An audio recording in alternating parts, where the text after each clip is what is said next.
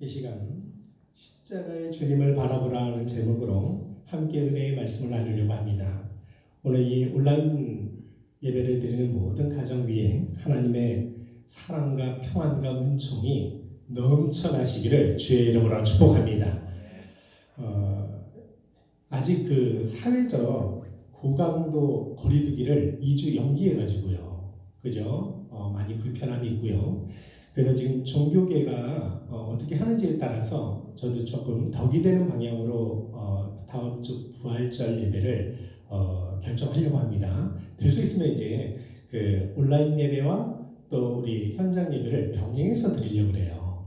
네, 그래서 예방 수칙을 철저히 지키는 과정 속에서 그렇게 한번 준비하는 과정, 이번 한 주간을 좀 지켜보고요. 또 종교가 어떻게 또 행동하는지를 잘 염두에 두면서 판단해서 그렇게 밴드를 통해서 알려드리겠습니다.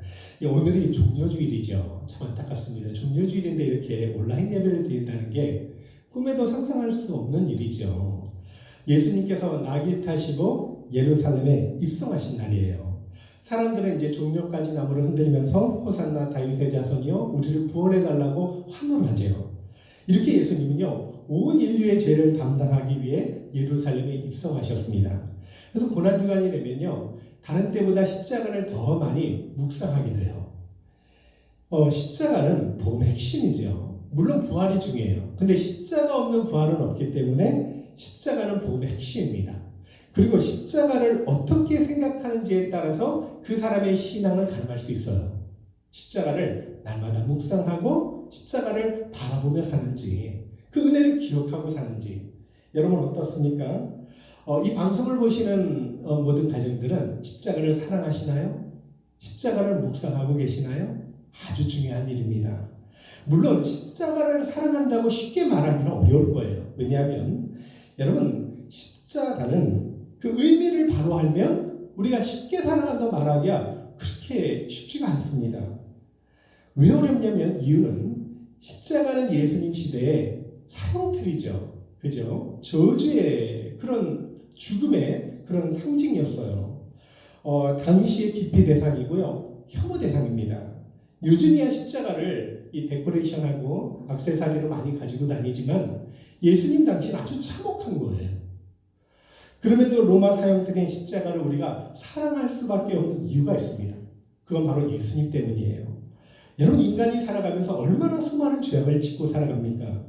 아담이 지은 언제를 비롯해서 수많은 자범죄 그리고 우상숭배 하나님을 대적하며 살아가요. 근데 우리가 예수님을 믿은 후에는요 모든 죄를 다 사해준다는 거예요. 그리고 우리가 날마다 지은 자범죄는 자백하면 모든 불의에서 우리를 깨끗게 해주신다고 약속을 주셨어요. 그것이 요한일서 1장 9절 말씀이에요. 만일 우리가 우리 죄를 자백하면 그는 믿보시고 위로사 우리 죄를 사하시며 우리를 모든 불의에서 깨끗하게 하실 것이요 라고 약속해 주셨습니다. 이렇게 누구든 십자가 보혈을 의지하고 고백하기만 하면 그 죄사함 받을 수 있는 은혜를 주셔요. 얼마나 함성하고 감사한 은혜입니까? 그렇지 않아요? 죄는 우리가 지었는데요. 여러분 그 자백하면 다 용서를 받고 또 우리의 죄값을 모든 것을 하나님의 아들에게 뒤집어 씌우셔요. 마치 또 우리를 용서받으면 죄를 안 지은 사람처럼 의롭게 대해주셔요. 너무나 감사한 은혜이죠. 이 모든 은혜가 예수님께서 우리 대신 십자가의 대속의 죽음을 당하셨기 때문에 이런 은혜를 우리가 누리고 있는 거죠. 그래서 이 종려주일에요. 대속의 십자가를 다시 한번 더 깊이 감사하고요. 오늘 종려 주일 예배를 통해서 하나님 앞에 무한 영광 올려드릴 수 있는 은혜가 있기를 주의 이름으로 축복합니다. 이사야 52장 13절에서 53장 12절까지는요. 고난받는 종의 노래라고 잘 알려져 있어요. 여호와의 종의 노래 이렇게 이제 부르기도 하는데요. 이 내연의 노래는 성자 하나님께서 여호와의 종으로 이 땅에 오시는 것을 아주 생생하게 묘사해 놓습니다. 예수님께서 십자가 대속순환을 당하시는 그 모습이 잘 나타나 있어요. 근데 이 예언이 있은 다음에 아시다시피 700여 년 후에 그대로 이루어지게 되죠. 그런데 고난받는 종의 노래는요. 단지 예수님의 그 고난, 순환만을 의미하는 건 아니에요. 오늘 읽진 않았는데 그 앞에 내용을 보시면요. 궁극적으로 예수 그리스도께서 고난받으신 다음에는 어떻게 승리되며 높아질지를 잘 나타내고 있습니다. 그런에서 주님을 믿고 따르는 성도들도 이제 그리스도처럼 영광스러운 모습으로 승리될 것이고요. 그리고 그런 하늘 소망을 갖게 하려고 성경에 이렇게 기록을 해놓으신 거죠. 여러분, 여호와의 종의 본래 신분이 뭘까요? 그가 누구십니까? 하나님 보시기에 지극히 존귀한 자지요. 빌립보서 2장 6절에는요. 그는 근본 하나님의 본체시고 하나님과 동등된 자라고 그렇게 말씀합니다. 우리 예수님이 그렇게 위대하신 분이에요. 여호와의 종인 하나님은요. 서의 2위 성장 하나님 또 하나님의 아들이시죠. 그런 여호와의 종이 우리를 구원하기 위해서 우리의 죄값을 치르시기 위해서 이 땅에 낮은 곳에 내려오시고 멸시천대를 당하셨다는 말씀이에요. 그리고 마침내 처참한 십자가에 못 박혀 죽임을 당하십니다. 이 모든 이유가 무엇 때문이죠? 우리를 사랑하셔서 우리를 죄에서 구원하기 위해서 큰 은혜를 베풀어 주신 거예요. 하나님은 무죄하신 예수님께 모든 죄악을 뒤집어 씌웠다는 걸 한번 기억해 보세요. 나를 살리기 위해서 얼마나 감사합니까? 그래서 성경에 말씀하죠. 그가 찔림은 우리 허물 때문이요 그가 상함은 우리의 죄악 때문이라고 말씀합니다. 근데 하나님은요 고난받으신 아들을 무덤 속에 방치해두지 않으셨어요. 계속 머물게 하지 않았어요. 만약 예수님이 죽은 채로 무덤에 머물렀다면 우리는 아무런 소망 없이 그 십자가에 죽으신 예수님을 슬퍼하는 것으로 끝날 거예요. 너무나 허망하죠. 절망과 어둠 속의 세상을 살아가지 않겠습니까? 근데 감사하게도 하나님은 예수 그리스도를 3일 만에 무덤에서 다시 일으키시고 살리셨습니다. 그리고 모든 이름 위에 뛰어난 이름을 주시고 하늘과 땅의 모든 자들이 그 앞에 무릎을 꿇게 하시고 예수 그리스도를 주라 신할 수 있도록 만들어 주셨어요. 이렇게 예수님은요 고난 받으신 다음에 이렇게 지극히 높이셔서 영광스럽게 승리되셨다는 것을 성경은 나타내주고 있죠. 그런데 이런 영광은요 저와 여러분도 누릴 수 있는 영광이에요. 비록 이 땅에서 우리는 고난의 세월을 보냅니다. 그러나 주님처럼 반드시 승리자가 될 것이고 영광스러운 모습으로 만들어 주실 것을 주님께서 약속을 주셨어요. 근데 기억할 게 있습니다. 여러분 주님과 함께 영광을 받으려면 조건이 있어요. 그냥 영광을 얻는 게 아니에요. 어떻게 영광을 얻을 수 있을까요? 그리스도와 연합해야 된다고 말씀합니다. 그럼 연합하는 게 뭘까요? 연합하는 건 다른 것이 아니라요. 그리스도의 영광뿐만 아니라 그리스도의 고난까지 함께 공유하는 걸 이야기해요. 그러니까 그리스도의 모든 걸 같이 하는 걸 이야기하는 거예요. 그래서 그리스도와 함께 고난에 동참하는 사람만 그리스도와 함께 영광을 누릴 수 있다고 성경은 말씀하는 거예요. 이 사실을 꼭 기억하셔야 돼요. 간혹 성도인들 중에는요. 그리스도의 고난은 피하고 싶고 그리스도가 주시는 영광만 누리고 싶어 하시는 분들이 있어요. 이런 뭔가 문제가 있지 않습니까? 여러분 잘못된 거죠. 십자가 없는 영광이 없듯이 고난 없는 영광은 없다는 거예요. 그래서 예수님께서 우리 위에 고난 받으신 것처럼 우리도 예수 그리스도의 거룩하신 이름과 그의 복음을 위해서 고난을 함께 담당해야 영광도 있다고 그렇게 말씀하신 것이죠. 그리스도의 말씀을 지키기 위해서 우리가 순종해 나갈 때 여러 가지 고난이 따릅니다. 근데 그것이 영광 얻을 수 있는 길이라는 사실을 꼭 믿으실 수 있기를 주의 이름으로 축복합니다. 그래서 그런 믿음을 가지고 즐거움으로 그 고난의 길을 주님과 함께 걸어가실 수 있는 은혜가 있었으면 좋겠습니다. 주목하실 사실은요. 십자가 대속순환은요. 우리 머리로 이해할 수 있는 게 아니에요. 인간 논리 사고로 깨달을 수 있는 게 아니에요. 그렇지 않나요? 예수님 한 사람이 죽고 있는데 온 인류의 죄를 그저 구속하시고요. 그의 죽음이 모든 사람의 죽음을 대신하는 죽음이라고 성경이 이렇게 말씀하는 이게 이해가 되나요? 예수님께서 나를 대신해서 죽으셨다는 거예요. 그래서 인간상으로는 이해할 수 없고요. 이것은 믿음으로 받아들일 때 그러니까 예수 그리스도의 대속하신 은혜가 죄사함의 효력이 우리에게도 나타날 수 있다는 걸 말씀하는 거죠. 반드시 믿음이 필요한 거예요. 그래서 믿음이란 뭐냐면 이성적인 논리를 초월하는 거예요. 만약 이성적인 사고 안에서만 믿을 수 있다면 그건 이미 믿음이 아니에요. 믿음은 그런 게 아니에요. 이런 연유요. 이 시간 예수 그리스도의 십자가 대속을 나의 죽음으로 믿고 나의 주신 은혜로 받아들일 수 있는 은총이 있기를 주의 이름으로 축복합니다. 그리고 주님 앞에 아름다운 신앙 고백으로 올려드렸으면 좋겠어요. 또 날마다 십자가 은혜를 생각하며 예수님처럼 자기 십자가를 지고 묵묵히 주님을 따라갈 수 있는 복된 삶이 되었으면 좋겠습니다. 주님께서 원하시는 것이 그거지요. 잊지 마세요. 하나님 나라는 세상과 완전히 달라요. 하나님 나라는 세상이 결코 이해할 수 없는 역설이 있어요. 뭐냐면 하나님 나라는 내가 죽으면 살게 되고 내가 나를 낮추면 하나님 나를 높여주신다는, 이건 역설이에요. 세상이 이해할 수 없는 거예요. 세상과 완전히 다른 방식 아닙니까? 그렇잖아요. 그래서 예수님께서 마태복음 10장 39절에 이렇게 말씀합니다. 자기 목숨을 얻는 자는 잃을 것이요 나를 위하여 자기 목숨을 잃는 자는 얻으리라. 역설이죠. 마가복음 10장 43절 44절에도요. 너희 중에 누구든지 크고자 하는 자는 너희를 섬기는 자가 되고 너희 중에 누구든지 으뜸이 되는 자가 되고자 하는 자는 모든 사람의 종이 되어야 하래요. 역설이죠. 요한복음 12장 25절에도요. 자기의 생명을 사랑하는 자는 잃어버릴 것이고 이 세상에서 자기의 생명을 미워하는 자는 영생하도록 보존하리라. 다 역설의 말씀들. 이외에 수많은 역설을 주셨어요. 어린아이처럼 자기를 낮추는 사람이 천국에서 큰 자다. 무릇 자기를 높이는 자는 낮아지고 자기를 낮추는 자가 높아지다. 세상과 다른 말씀이잖아요. 당시 사람들은요. 그리스도께서 죽으면 그것을 끝이라고 생각한 거예요. 그것 때문에 사람들이 구원받을 것을 꿈에도 상상하지 못했지요. 그런데 우리는 주의 말씀을 믿지 않습니까? 정말 역설의 하나님 나라의 말씀은 변하지 않는 진리가 될 것을 믿습니다. 내가 나를 죽이면 하나님께서 그리스도 안에서 나를 살게 하실 것이고요. 내가 나를 낮추면 하나님께서 나를 높일 수 있는 은혜를 주실 줄로 믿습니다.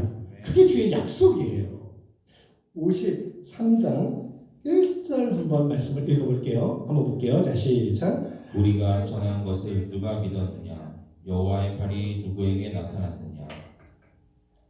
여기 보니까 우리가 전한 것을 누가 믿었느냐? 여호와의 팔이 누구에게 나타났느냐? 반문합니다. 이사야 선지자는 여기서 우리가 전한 것, 우리가는 누구를 이야기할까요? 여기 우리는요. 하나님의 말씀을 대언하는 이사야 선지자를 포함해서 모든 선지자를 말씀해요. 그럼 선지자들이 전한 것이 무엇일까요? 선지자들이 전한 건 하나님의 말씀이에요. 선지자들이 대언한 하나님의 말씀은 그럼 뭘까요? 하나님께서 여호와의 종을 보내셔서 이 모든 사람들을 대속하시고 구원하실 것이라는 사실이에요.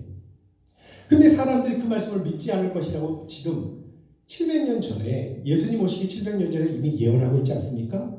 실제 메시아가 오셨을 때, 예수님이 오셨을 때 사람들은 배척하고 믿지 않았어요. 그럼 왜 믿지 않았을까? 이전에 그 이유가 잘 설명되어 있어요. 한번 보세요. 한번 읽어보겠습니다. 2절 읽어볼게요. 그는 주 앞에서 자라나기를 연한 순 같고 마른 땅에서 나온 뿌리 같아서 고운 모양도 없고 풍채도 없은즉 우리가 보기에 흠모할 만한 아름다운 것이 없도다. 왜 메시아를 믿지 않았다고 말씀합니까? 예수님께서 외형적으로 구원받을 만한 아름다운 모습을 갖고 있지 않으니까. 그러니까 인간적인 매력이 하나도 없다는 거예요. 오신 메시아는요, 너무나 초라하고 볼품없는 모습으로 그렇게 오셨다는 거예요. 그래서 예수님의 겉모습만 보고 사람들이 귀하게 여기지 않았다고 그렇게 말씀하죠. 3절에 말씀합니다. 한번 보겠습니다. 그는 멸시를 받아 사람들에게 버림받았으며 간고를 많이 겪었으며 질고를 아는 자라. 마치 사람들이 그에게서 얼굴을 가리는 것 같이 멸시를 당하였고 우리도 그를 귀히 여기지 아니하였도다. 보통 사람들은요, 구원자라고 하면 영적인 모습을 기대할 거예요. 아니면 좋은 조건, 그죠? 매력적인 용모, 뭐 뛰어난 지략, 뭐 이런 걸 아마 기대할 거예요. 근데 고난받는 종 한번 보세요. 마른 땅에서 나온 뿌리 같아서 고운 모양도 없고 풍채도 없대요. 가난한 목수의 아들로 태어나셔서 그것도 베들레헴 마구간에서 마을 구에서 탄생을 하십니다. 흠모할 만한 것이 하나도 없어요. 누울 곳이 없어서 짐승구이에 누웠다고 그렇게 말씀하잖아요. 어디를 보아도 영웅적인 모습은 나타나지 않아요. 그래서 사람들이 메시아가 올 때 알아보지 못하고 배척하고 멸시했다고 말씀하는 거죠. 실제 그리스도가 오셨을 때요, 갈릴리 나사렛 출신이라는 이유만으로 배척했어요. 목수의 아들이라는 이유만으로 메시아로 인정을 받지 못합니다. 만약 그들이 선지자들에게 주신 말씀을 귀담아 들었다면 완전히 달랐을 거예요. 예수님을 매우 귀하게 대우했지 않습니까? 근데 이런 인간적인 외모만 보고 판단하고 멸시했다는 거예요. 그렇다면 하나님은 왜 여호와의 종을 이렇게 보잘것없는 모습으로 보내셨을까요? 이왕이면 남들이 다 납득할 만한 영웅적인 모습으로 보내시면 얼마나 좋습니까? 우리 생각이 그렇잖아요. 왜 그토록 초라하고 볼품없는 모습으로 보내셨을까요? 여기에는요, 이유가 있어요. 하나님의 아주 완전하시고 선하신 아주 오묘한 뜻이 있어요. 계획이 있습니다. 하나님은 전지하셔서요, 여호와의 종을 비천한 모습으로 보내셨을 때 사람들에게 배척받을 걸 이미 다 알고 계셨어요. 그래서 이사야 선지자를 통해서 700년 전에 이미 멸시하고 배척받을 것이라고 그렇게 예언하고 있는 거 아닙니까? 이 모든 걸 아시면서도 비천한 모습을 보이셨다? 왜 그랬냐면 바로 우리 죄인들을 구원하시기 위함이라고 말씀하는 거예요. 생각해 보세요. 여호와의 종이 흠모할 만한 모습으로 오셨다면, 영웅적인 모습으로 오셨다면 여러분 어떻게 됐을 것 같아요? 죄인들을 섬기고 죄인들을 위해서 죽으실 수 있을까요? 전혀 그렇지 않죠. 오히려 흠모할 만한 모습으로 오셨다면요, 사람들이 떠받들겠지요. 그리고 더 나아가 섬김을 받을 것이고 절대 죄인들을 섬기실 수가 없는 거예요. 그리고 사람들은요, 예수님을 결코 십자가에 내어주지 않았을 거예요. 이런 이유 때문에 하나님은 우리를 구원하기 위해서 가장 낮은 모습으로, 비천한 모습으로 예수 그리스도를 보내주셨다고 말씀하는 거예요. 다시 3절 한번 읽어볼게요. 자, 시작. 그는 멸시를 받아 사람들에게 버림받았으며 강고를 많이 겪었으며 질고를 아는 자라 마치 그에게서 얼굴을 가리는 것 같이 멸시를 당하였고 우리도 그를 귀히 여기지 아니하였도다. 네, 여기 보면요, 강고를 많이 겪고 질고를 아는 자라 그렇게 말씀합니다. 문자적으로 번역하면요, 그는 슬픔의 사람이요 질병은 아는 사람이다, 이런 뜻이에요. 예수님은 예언대로요, 무수한 갈고 질고를 다 겪으셨어요. 날 때부터 고통을 겪으셨습니다. 태어날 때부터요, 누울 자리가 없어서 심술구이에 누우시고요, 헤로당의 무차별인 그 2살 이하의 학살을 하죠. 그 칼을 피해서 애굽으로 피신해야 되고요. 또 나사렛에서 돌아오시면서 자라실 때는요, 아버지가 일찍 여의잖아요. 그 힘든 노동을 해야 되고요. 또 공생의 기간에는 대적자들로부터 수많은 핍박을 당합니다. 그것만이 아니에요. 제자 훈련 시킬 때는요, 성숙하지 못한 제자들 때문에 수많은 답답함과 갈등을 느끼셨어요. 마침내 제자들에게 다 배신당하시고 제자도 버리지 않습니까? 그리고 로마 군대와 유대인들에게는요, 멸시, 학대, 채찍질, 주먹, 힐 당하셨다고 말씀하죠. 마침내 십자가에서 처참한 죽음을 당하신 거예요. 그야말로 사람이 경험할 수 있는 모든 극한의 고통과 슬픔을 다 당하셨고, 인간이 당하는 육체적, 정신적, 영적 고통을 다 당하셨다는 말씀이죠. 그래서 예수님은요, 모든 인생의 슬픔과 고통을 보듬어 주실 수 있다고 말씀합니다. 우리에게 무엇이 필요하며 어떤 것 때문에 아픈지 정확히 헤아리시고 우리를 위로해 주실 수 있다는 말씀이죠. 부자는 절대로 가난한 사람을 이해하지 못합니다. 높은 자는 결코 낮은 자의 심정을 헤아리지 못해요. 일례로 그 프랑스 대혁명 때 프랑스 왕 루이 16세의 부인이 있었어요. 그가 먹을 것이 없다고 부르짖는 그 백성들에게 이렇게 이야기했다는 거예요. 아니, 케이크를 먹으면 될 거 아니냐, 이렇게 말했다는 거예요. 참 안타까운 일이죠. 이렇게 부자들은요, 가난한 자들과 함께하지 않으니까 이해를 못하는 거예요. 근데 그리스도는 달라요. 모든 질고와 간고를 다 겪으셨습니다. 참 위로자가 되실 수 있고 저와 여러분의 참 도움이 될 수 있다는 말씀이에요. 물론 그리스도는 현재는 우리와 육체적으로 함께하지 않습니다. 하늘 보좌 우편에 영광스러운 모습으로 앉아 계셔요. 그러나 주님은 당신의 영이신 성령님을 보내주시고 성령으로 우리 함께 하시고 성령으로 인도하시고 성령으로 도우시고 계셔요.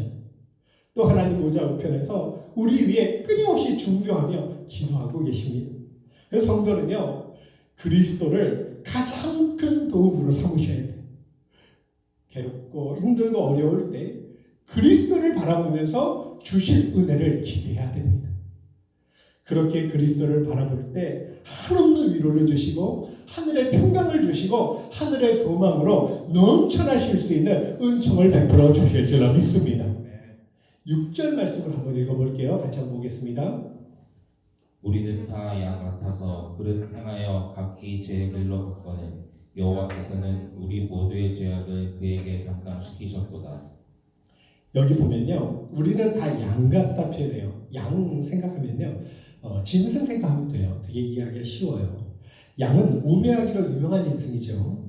스스로 길을 찾지 못해요. 그래서 반드시 뭐가 필요하죠? 목자가 필요해요.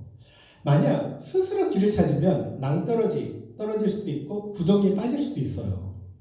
아니면 맹수의 공격을 받을 수 있죠. 안전할 수 없어요. 근데 목자가 있으면 안전해요.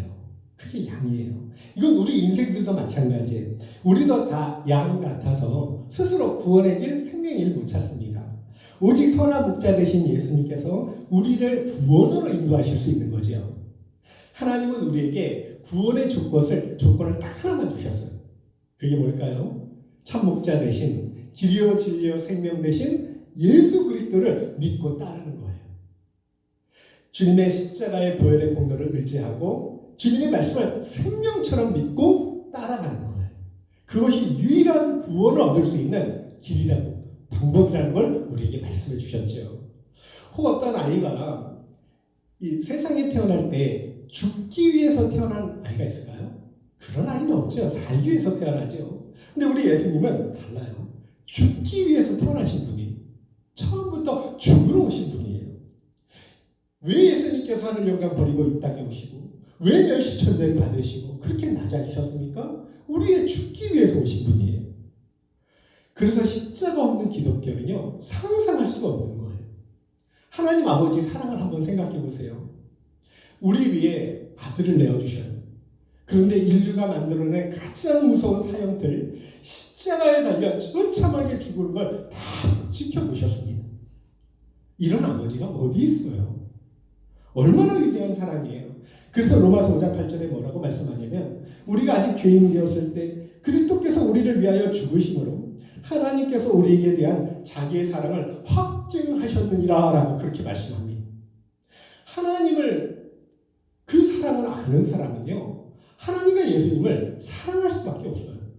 어떻게 사랑하지 않을 수 있겠습니까? 베드로전서 1장 8절에 이렇게 말씀하죠.